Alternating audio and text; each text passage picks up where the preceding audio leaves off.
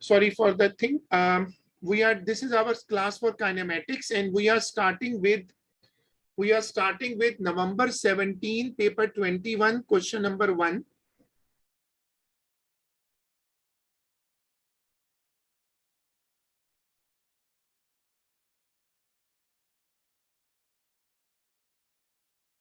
This is our first question for today, and sorry, actually I forgot to unmute the source device. The variation with time t of the car, मैंने कुछ working इस पे की है, and I was on part number A. 2 गाड़ियां हैं और दोनों की स्पीड का ग्राफ है, कार P और car Q. Hopefully the voice is now clear, and he says the speed limit for car on the road is 100. State and explain whether car Q exceed the speed limit. तो मैंने ये कहा कि ऐसा करते हैं कि सवाल तो कार Q के बारे में है, तो कार Q जो है वो ये है, वो पहुंची है 30 तक. तो आप क्या करो कि 30 को जरा कन्वर्ट कर लो मीटर किलोमीटर पर आवर में.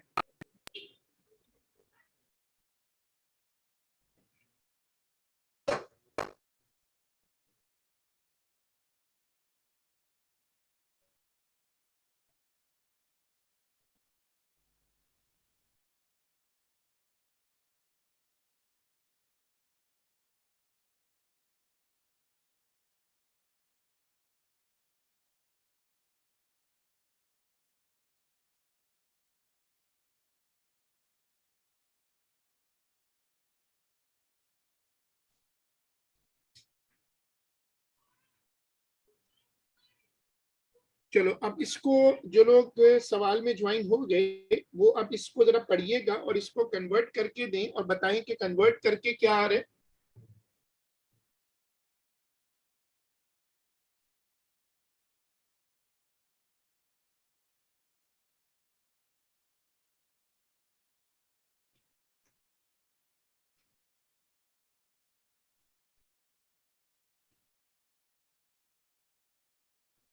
इसको कन्वर्ट करें और कन्वर्ट करके मुझे वैल्यू बताइएगा.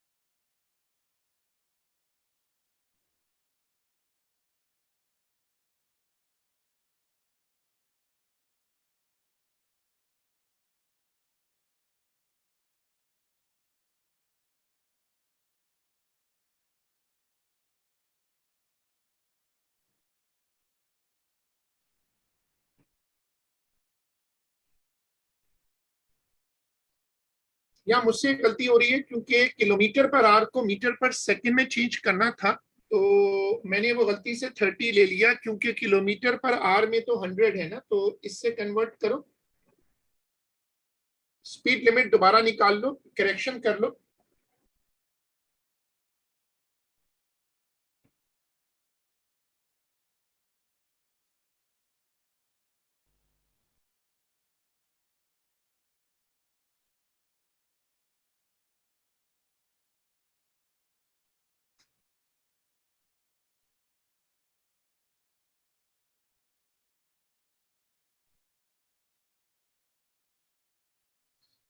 आप बता रहे हो 27.8।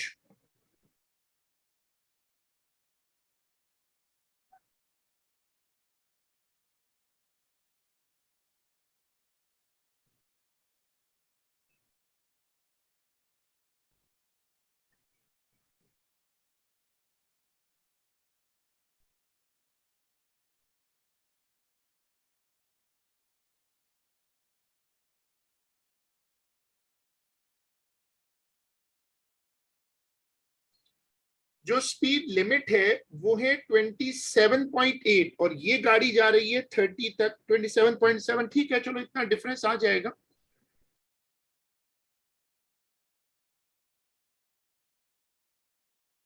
तो ये ओवर स्पीड का केस बन गया।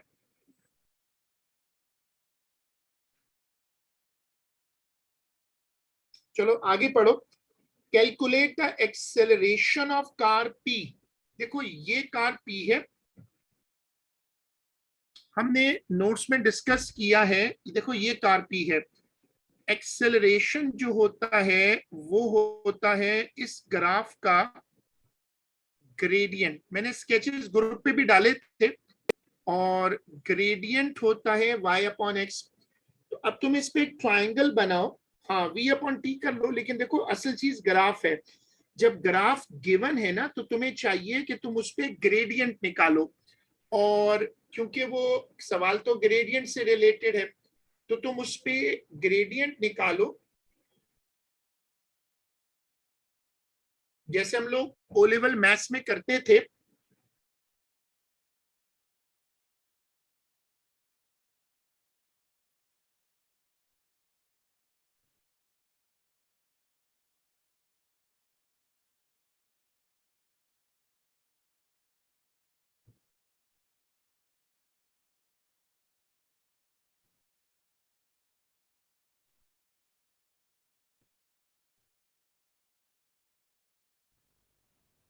अब इस पे वो y अपॉन एक्स लगाओ।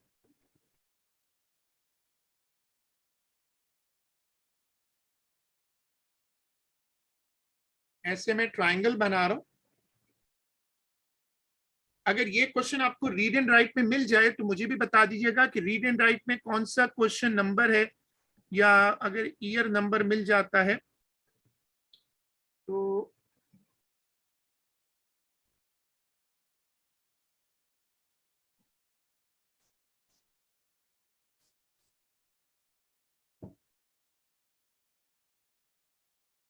बाकी लोग भी कंट्रीब्यूट करें। इनका आंसर आ रहा है 0.337।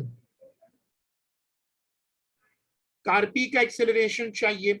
तो हॉरिजॉन्टल तो 12 है, वर्टिकल 20 से 24 है, तो 24 minus 20 upon 12 minus 0, y2 minus y1 upon x2 minus x1, ये आ रहा है। अगर तुम्हें ये क्वेश्चन रीड एंड राइट में मिल जाता है तो तुम इस पे वर्किंग करो, उसी में जाके वर्किंग करो, ऐसे पूरा ग्रेडियंट शो करो। आंसर भले तुम फ्रैक्शन में छोड़ दो, उससे फर्क नहीं पड़ेगा।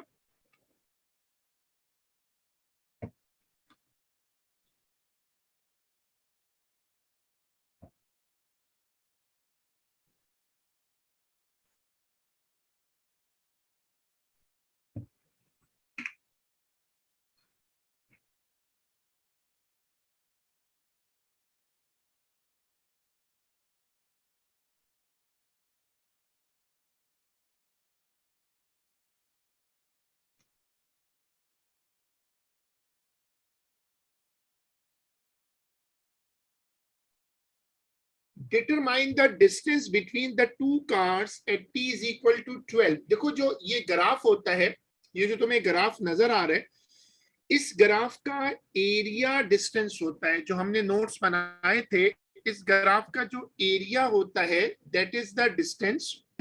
तो तुम्हें अब ये बताना है कि दोनों गाड़ियों का डिस्टेंस में कितना फर्क है, दोनों गाड़ियों में जो डिस्टेंस ट्रेवल्ड है उसमें क्या फर्क है, डिस्टेंस बिटवीन। तो ऐसा करते हैं कि 12 पर आकर दोनों गाड़ियों का एरिया निकाल लेते हैं। मैं पहले एक ट्राइंगल को शेड करता हूं, ये वाली देखो जो कि बड़ी वाली ट्राइंगल है, मैं इसको लेता हूं, ये वाली। पहले ऐसा करो कि इसका एरिया निकाल लो। एरिया ऑफ अ ट्राइंगल के लिए हम लगाते हैं हाफ, बेस रख लेता हूं 12 और हाइट रख लेता हूं 30।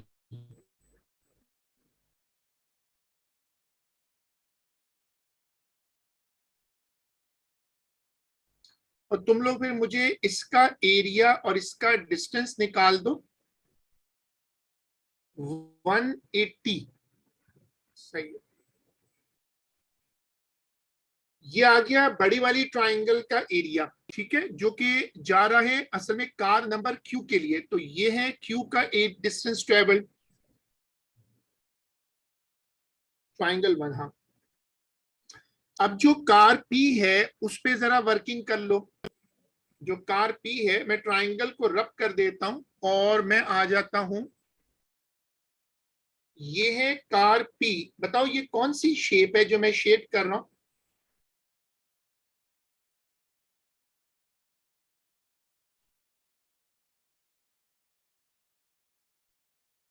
Trapezium, good.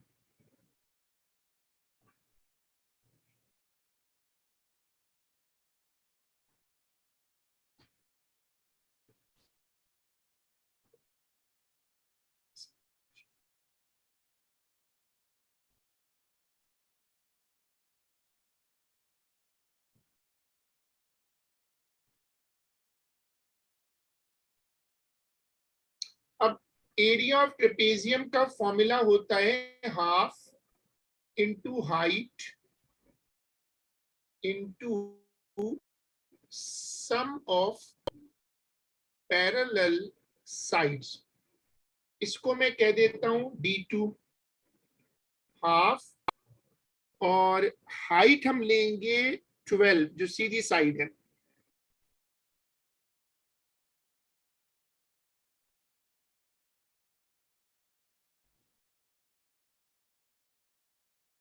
एक साइड गई है 20 तक, दूसरी गई है 24 तक, तो 20 प्लस 24, इसको सॉल्व करो 6 आ जाएगा और into 44, 264।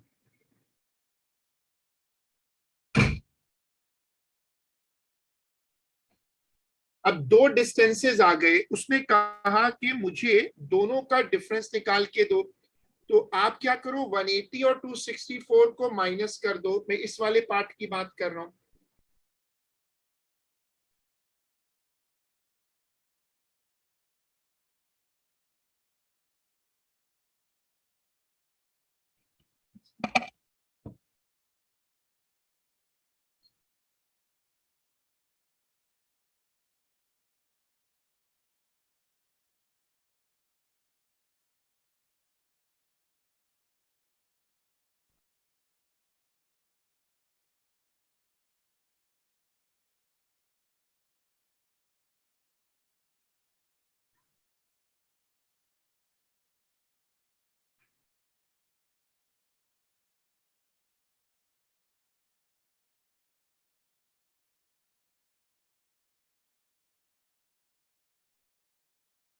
Eighty four.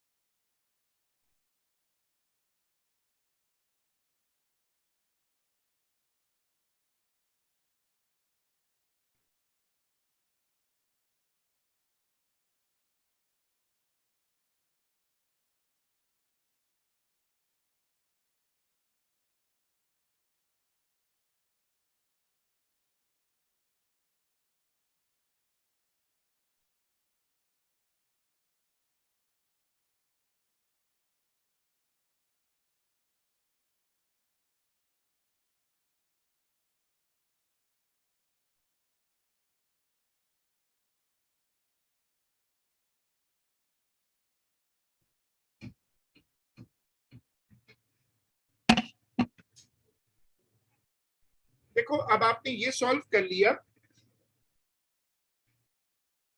from time t is equal to 12 the velocity of each car remains constant at its value at t is equal to 12. Determine the time at which car q passes car p. ये जरा challenging part है। कह रहे हैं कि 12 second के बाद दोनों गाड़ियों की जो स्पीड है वो कांस्टेंट हो गई। उसने ऊपर कहलवा लिया था कि दोनों गाड़ियों में 12 सेकंड पे जो डिस्टेंस में फर्क है वो 84 मीटर है। उसके बाद 12 सेकंड के बाद उनका गाड़ियों की जो स्पीड है वो कांस्टेंट हो गई। कितनी देर के बाद, determine the time eight which the car Q passes car P.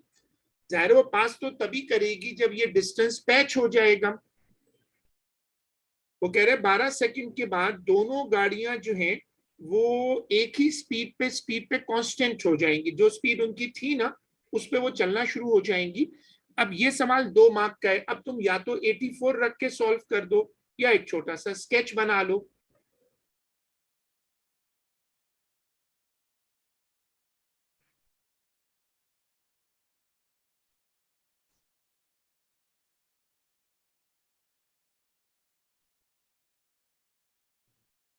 Car Q को क्रॉस करना है कार पी को।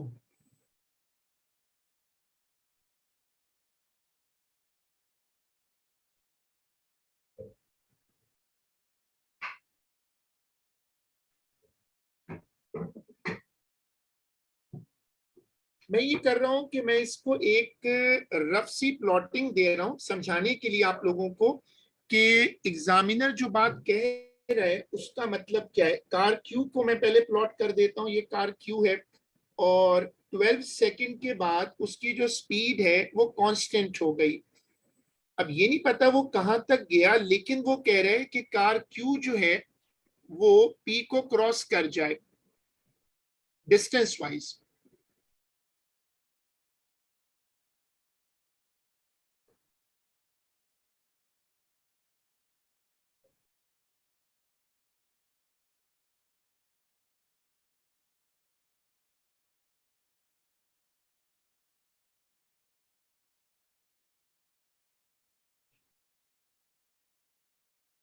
ये सिचुएशन है जो मैंने अब प्लॉट की है, इसको देखिएगा।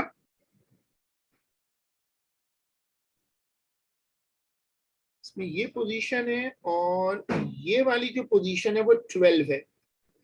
ठीक है, अब आपको क्वेश्चन देख के समझ आ जाएगा कि दोनों गाड़ियों की स्पीड कांस्टेंट हो गई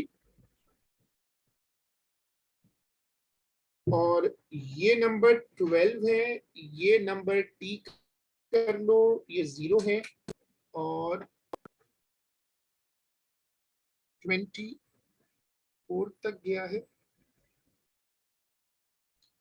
ये नंबर 20 है और ये नंबर 24 है और ये नंबर 30 है। ठीक है, मैंने पूरा डिटेल से समझा दिया और 2 मार्क का क्वेश्चन है। तुम चाहो तो इसको डायरेक्ट भी कर सकते हो, बट स्केचेस सिखाना बहुत जरूरी है। अब अगर गाड़ी ओवरटेक कर जाती है, पास कर जाती है, तो इसका मतलब क्या है। पास करने का मतलब है कि दोनों का जो एरिया है वो सेम हो जाएगा। तो दोनों का एरिया सेम कर दो।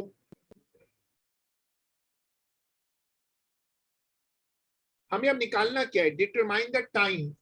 तुम ऐसा करो कि ये डायग्राम अपने पास ऐसे ही रफली कॉपी कर लो। इसका ये वाला जो पैच है असल में ये चाहिए, ये मिल जाएगा तो सॉल्व हो जाएगा। ये पैच यहां भी है। दो फिगर्स हैं, दोनों का एरिया निकालो। ऑलरेडी दोनों का डिफरेंस वैसे हमें पता है, हम डिफरेंस से भी कर सकते हैं और एरिया से भी कर सकते हैं। दोनों का एरिया निकालो और इक्वेट कर दो।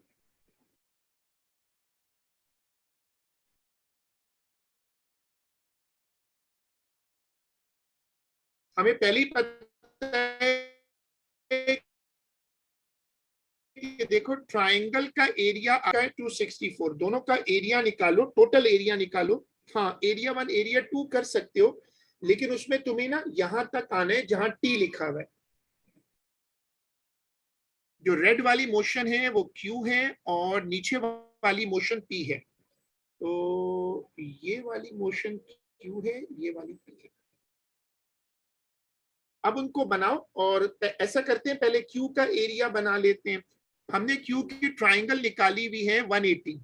तो मैं ऐसा करता हूं कि area of Q is equal to area of P. पहले क्यू का एरिया बनाता हूं, ठीक है। 180 प्लस प्लस के आगे मैं लिखूंगा 30x।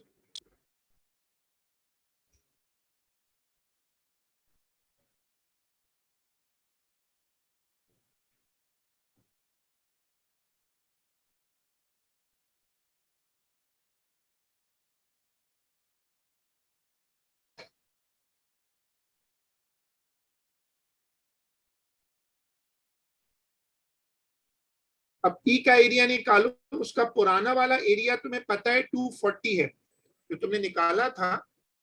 उसका पुराना एरिया 264 है, और 264 प्लस उसका होगा 24 × x।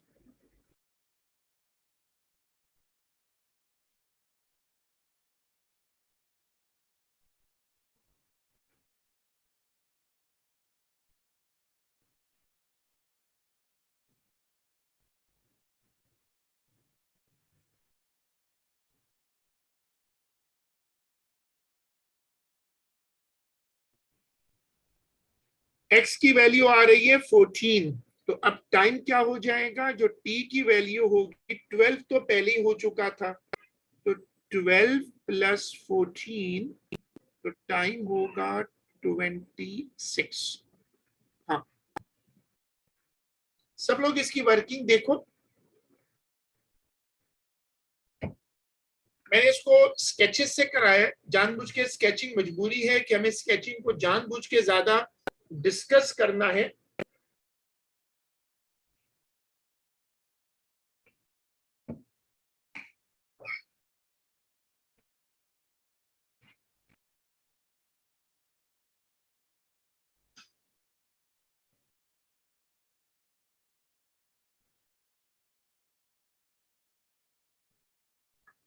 कि बेसिकली फैजान, जो तुम्हें लेफ्ट वाली डायग्राम है ना, वो देखनी पड़ेगी। जो रेड कलर की शेप है उसका एरिया निकाला 180 प्लस 30x। 30x कहाँ से आया, वो जो रेड कलर की लाइन है उसके नीचे ट्राइंगल, ओ सॉरी रेक्टेंगल बन रही है। रेक्टेंगल का एरिया होता है length into breadth, so it became 30 × x।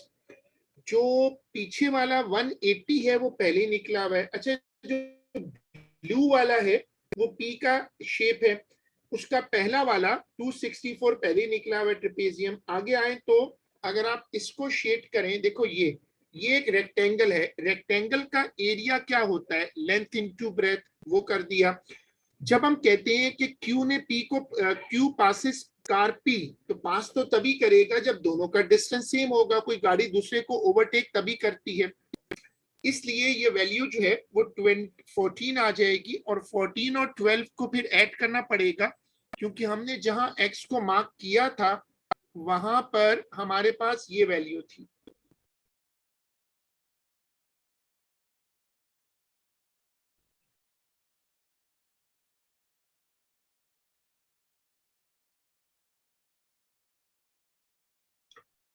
उसके बाद हम रख रहे हैं जून 15, जून 2015, 21 का 2। सब लोग इस वाले क्वेश्चन पे आ जाओ। और अगर तुमने ये क्वेश्चन, तुम्हें कोशिश करो कि रीड एंड राइट से मिले। अगर रीड एंड राइट से मिल जाए तो मुझे भी जरा बता दो, ताकि मैं सबको इन्फॉर्म कर दूं कि ये क्वेश्चन अगर रीड एंड राइट में है तो उससे फिर रेफरेंस लेना आसान होगा। तो रीड एंड राइट की बुक 2 निकालो और उसमें देखो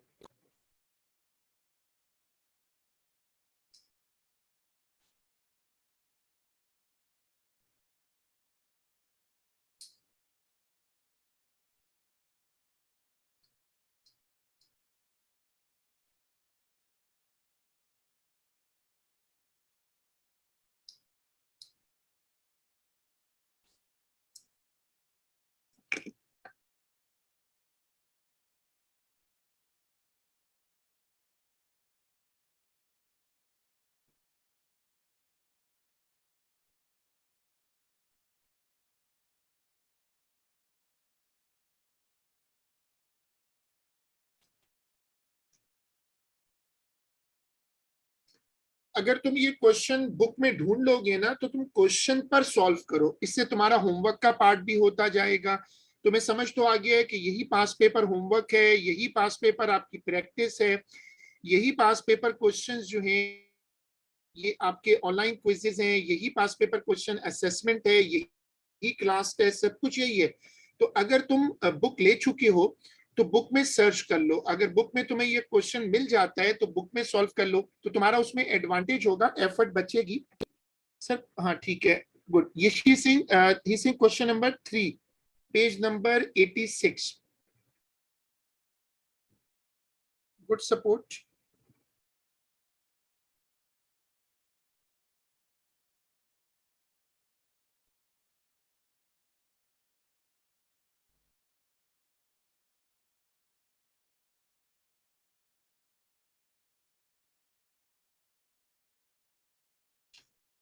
Question number 2. Define speed and velocity and use this definition why one of these quantities is a scalar and other is a vector. Speed की definition दे दो। Speed की definition simple है, it is the rate of change of velocity. चलो ठीक है, जो भी है बच्चे ढूंढ लेंगे, कोई मसला नहीं, आपने कोशिश तो की है।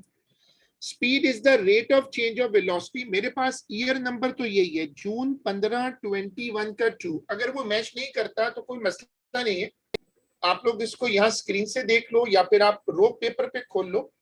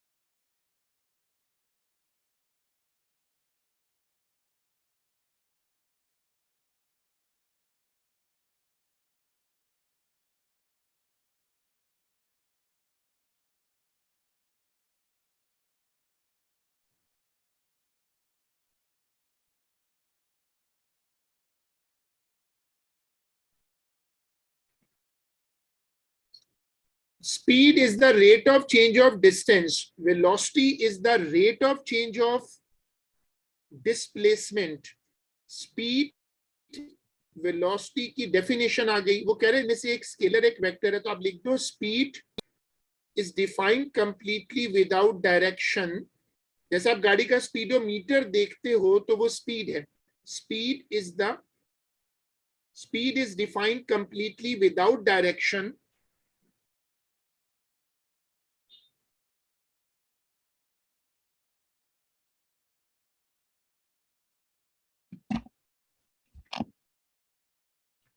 while velocity needs direction, नीचे लिख दोगे while velocity needs direction।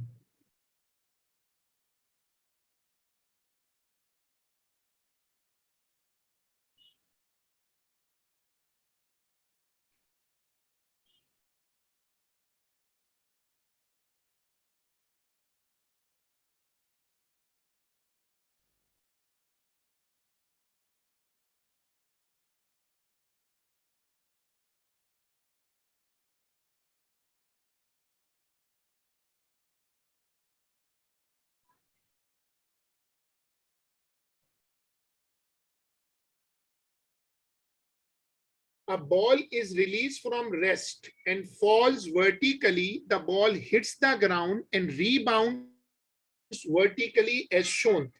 देखो ये बॉल का केस है और ये बॉल गिरती है और गिर के बाउंस करती है जमीन पर। कहते हैं हम उसका स्केच दिखा रहे हैं।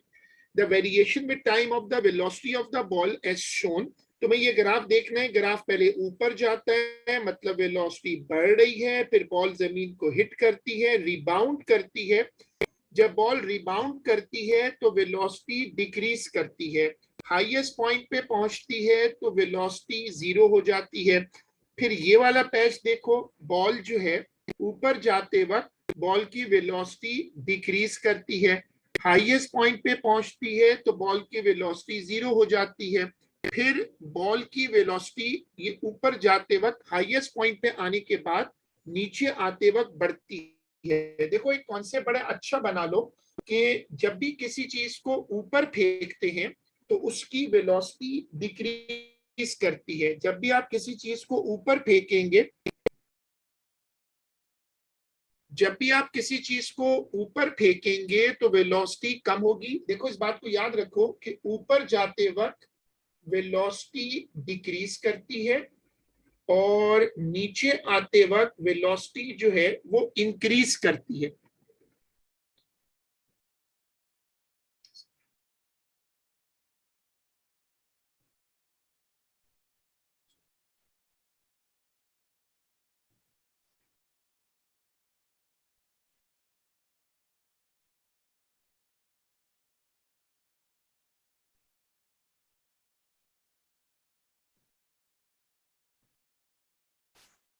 ऊपर जाते वक्त वेलोसिटी डिक्रीज करती है और नीचे आते वक्त वेलोसिटी बढ़ती है।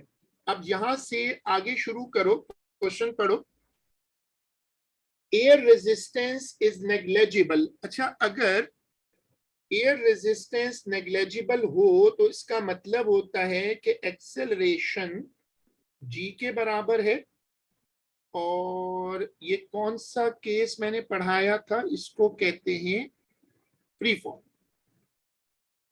तभी आपको नजर आता है ऊपर ग्राफ स्ट्रेट लाइंस है। अगर एयर रेजिस्टेंस हो तो फिर कर्व आता है। Without calculation use figure 2.2 to describe the variation with time t of the velocity of the ball from 0 to 2.1। ठीक है, वो कह रहे ग्राफ को वेलोसिटी को डिस्क्राइब कर दो। ऐसा करते हैं, हम क्या करते हैं कि हम इसको ना लेबल कर देते हैं, ए से लेकर ई तक, फिर ये सी है और ये डी है। ठीक है, तुम लोग अब मुझे बताओ, तुम लोग चाहो तो नोट्स देख सकते हो, मैंने स्केचेस बहुत डिटेल से करवाए, फिर उसकी एक पीडीएफ भी ग्रुप पे डाली है। सॉरी। तो तुम लोग मुझे हेल्प करो और पहले ऐसा करो, ए बी को डिस्क्राइब करो। What is A B? Line ऊपर जा रही है तो वेलोसिटी बढ़ रही है कम हो रही है? सब कंट्रीब्यूट करो तो तुम्हें समझ आएगा। वेलोसिटी बढ़ रही है A to B, A B, line ऊपर जा रही है, बॉल तो गिर रही है। देखो जो जरा गौर करो ना, 0 से 2, 2 से 4, 4 से 6, 8, 10, तो वेलोसिटी क्या कर रही है? बाकी लोग भी कंट्रीब्यूट करो। वेलोसिटी ए से बी, वेलोसिटी बढ़ रही है कम हो रही है? चलो ये तो अच्छा पॉइंट आ गया, वेलोसिटी इंक्रीज कर रही है। अच्छा, लाइन स्ट्रेट है या कर्व है?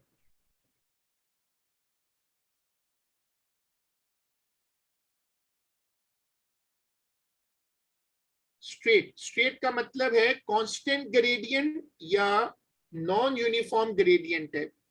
अगर लाइन स्ट्रेट हो तो ग्रेडियंट कांस्टेंट होता है, तो velocity increasing at constant rate. चलो हमने पहले वाला पार्ट सॉल्व कर लिया, ए बी।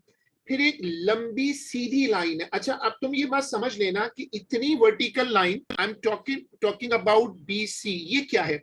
बॉल गिरी और गिर के एकदम बाउंस हुई, तभी इतनी लंबी सीधी लाइन आती है। ये जो बीसी है ये तकरीबन तकरीबन वर्टिकल, हल्का सा टिल्ट है। और ये जो लाइन होती है ना वर्टिकल, मैंने बताया था इसका ग्रेडियंट इनफिनिट होता है।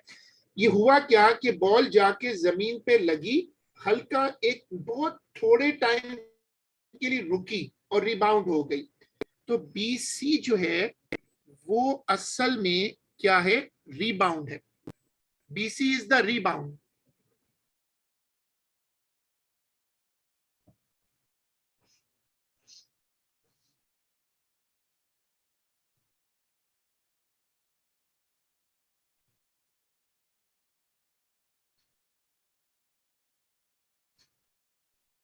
अब बताओ CD,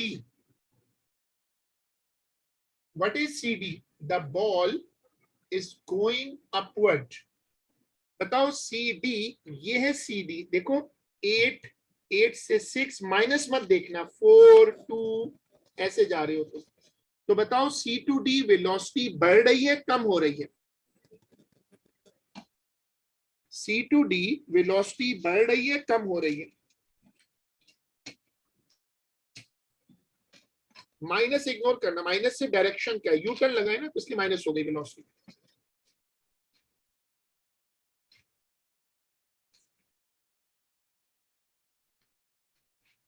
हाँ गुड, डिक्रीजिंग,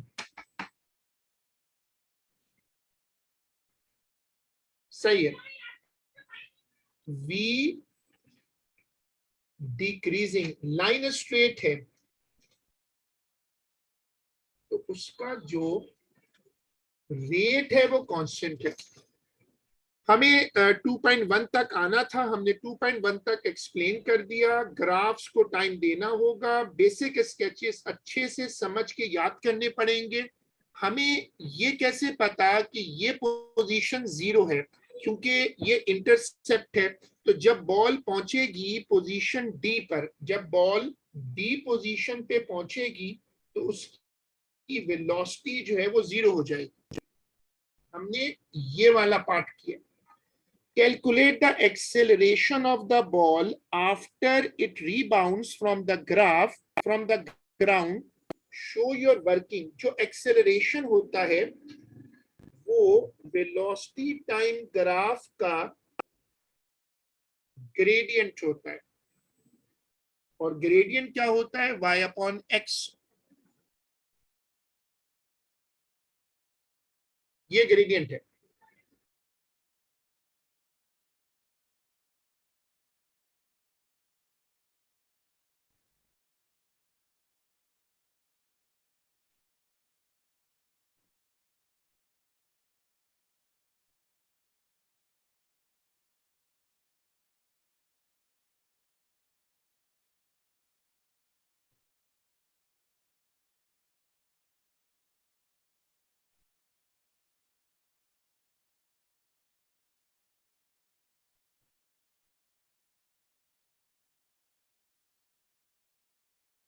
हमने मोशन पहले डिस्क्राइब कर दी है।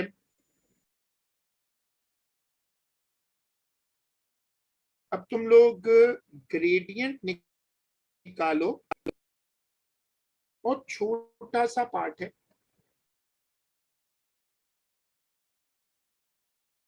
देखो ये पोजीशन है BC, BC का ग्रेडियंट निकालो।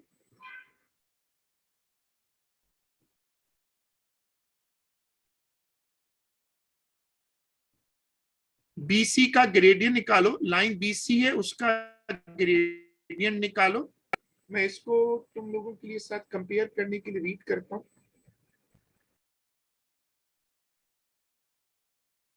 एक नंबर ये आएगा,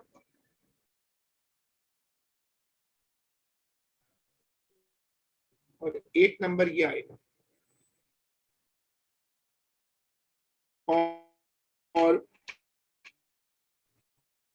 एक्स एक्सिस पे तो उसने मुश्किल से एक सिंगल डब्बा ट्रेवल किया हॉरिजॉन्टल।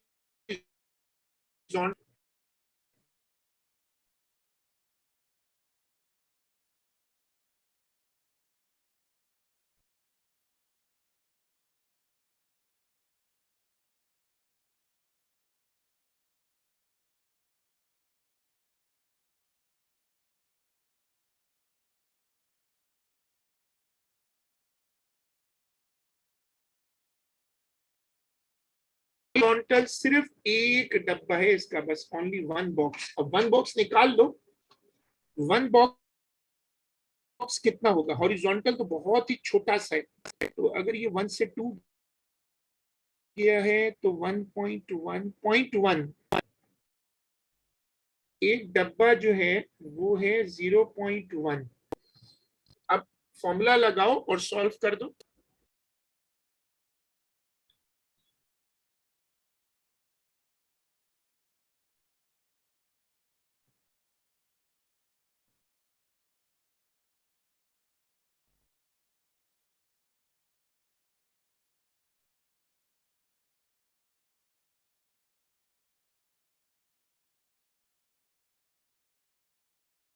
ये फॉर्मूला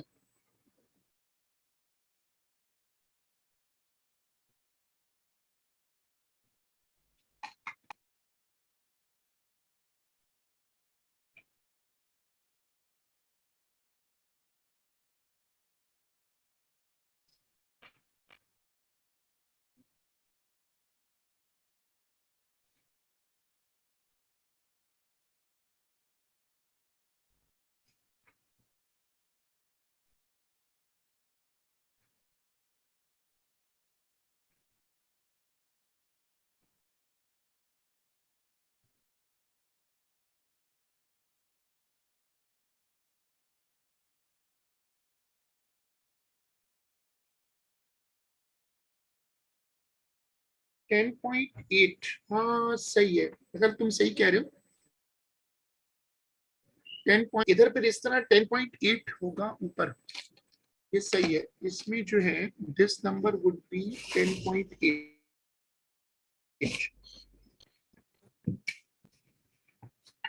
और फिर नीचे भी इसी तरह,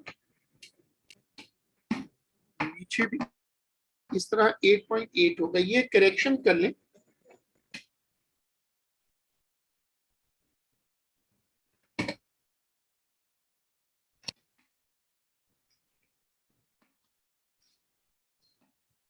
सही। अब इसका एक्सेलरेशन निकाल के मुझे बता दो।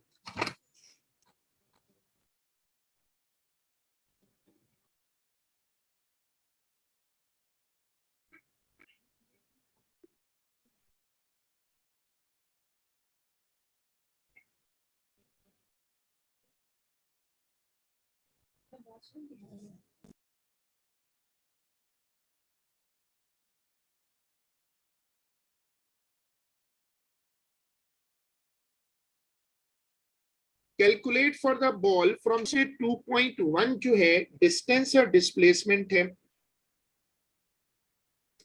जो एरिया है वो अबव एक्स एक्सिस भी है और बिलो एक्स एक्सिस भी है, तो डिस्टेंस के लिए दोनों एरियाज को ऐड कर देंगे।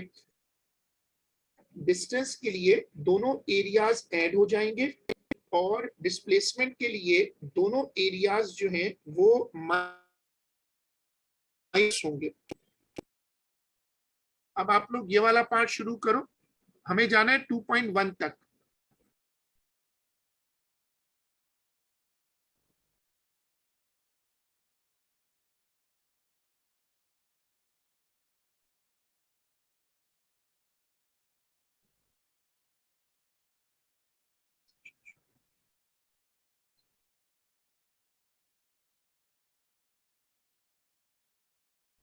दो एरिया निकल रहे हैं, दो ट्राइंगल हैं। मैं ऊपर वाली ट्राइंगल को ग्रीन में शेड कर देता हूं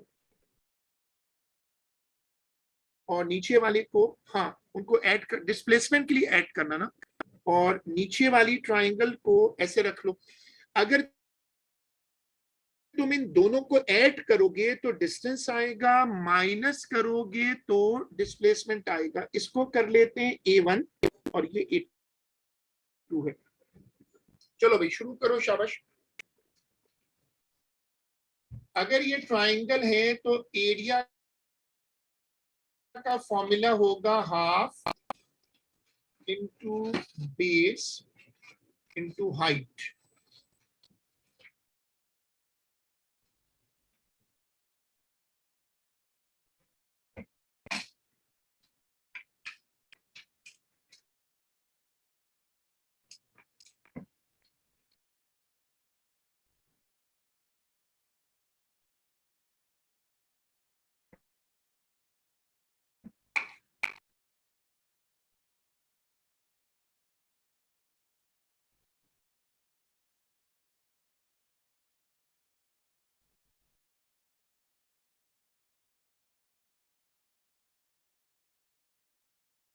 दोनों एरिया निकालो, टाइम खत्म हो रहा है, दोनों एरियाज निकालो और ऐड कर दो। एरिया पहले दोनों निकाल लो और उसके बाद फिर ऐसा करते हैं, जब एरिया निकल जाएगा तो फिर माइनस और प्लस का मसला देख लेंगे, वो तो एक ही साथ हो जाएगा। दोनों एरिया निकल आए पहले।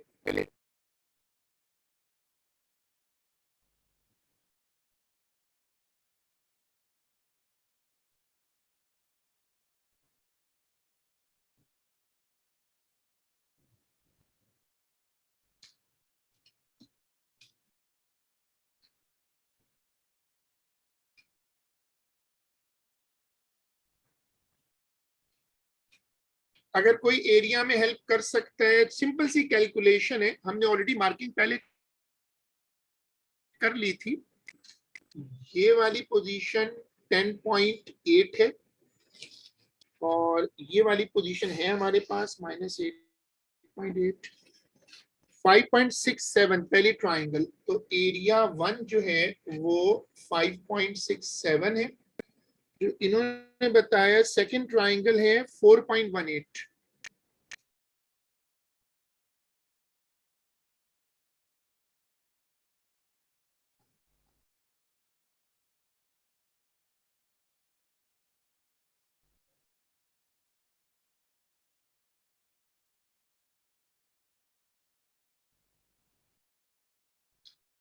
दोनों को ऐड करो तो डिस्टेंस आ जाएगा, दोनों को माइनस करो तो डिस्प्लेसमेंट आ जाएगा। सही, गुड। तो डिस्टेंस जो है, डिस्टेंस आ रहा है 9.8, डिस्टेंस आ रहा है 9.85 और डिस्प्लेसमेंट आ रहा है माइनस करने पर 1.49। तो अगर तुम इन दोनों को ऐड करते हो, इन दो नंबर्स को ऐड करोगे तो डिस्टेंस आएगा जो मैंने समझाया था। अब हम इसके आखिरी पार्ट पे आ जाते हैं, ये स्केचेस का एक और पार्ट है। Sketch the variation with time t of the speed of the ball। Speed और वेलोसिटी में क्या फर्क होता है कि स्पीड नेगेटिव नहीं हो सकती, वो कंफ्यूज करने के लिए तुम्हें नेगेटिव दे रहा है, बट यू शुड रिमेंबर कि स्पीड तो नेगेटिव हो ही नहीं सकती, स्पीड तो पॉजिटिव होती है। तो जो ऊपर वाला ग्राफ है वो नेगेटिव में गया है क्योंकि वो वेलोसिटी है। आप उसको अब जब दोबारा बनाओ तो उसको सिर्फ पॉजिटिव में बनाओ, because velocity can be negative but speed can not. तो सेम ग्राफ बनेगा बट उसका ये वाला जो पोर्शन है ये ऊपर फोल्ड हो जाएगा, ये पोर्शन नीचे नहीं जाएगा, ये ऊपर जाएगा।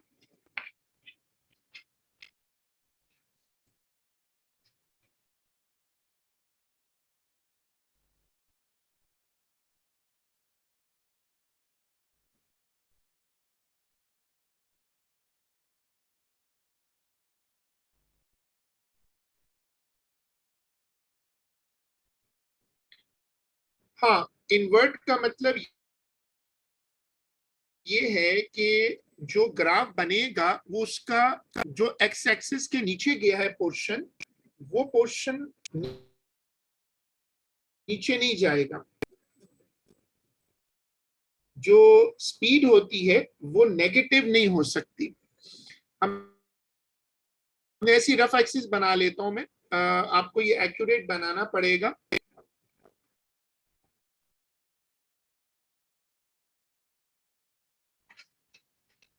ये पहले ऐसे आएगा, फिर इस तरह होगा।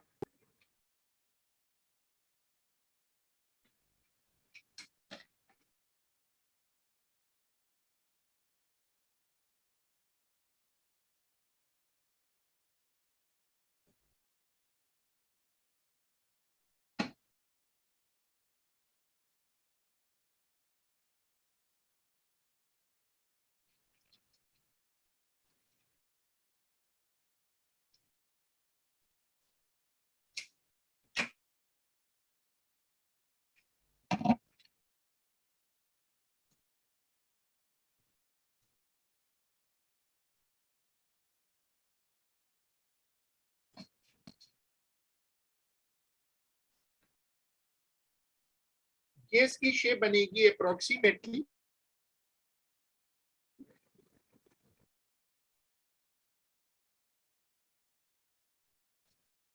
चलो हम इसको फिर यहीं तक रखते हैं। आज का काम, ये बड़ा क्वेश्चन खत्म हो गया और we will be doing it इंशाल्लाह इन आवर नेक्स्ट क्लास। हम इसको फिर अगली क्लास में यहीं से शुरू, अगली क्लास में फर्दर क्वेश्चंस रखेंगे। आज का काम यहीं तक है। अल्लाह हाफिज।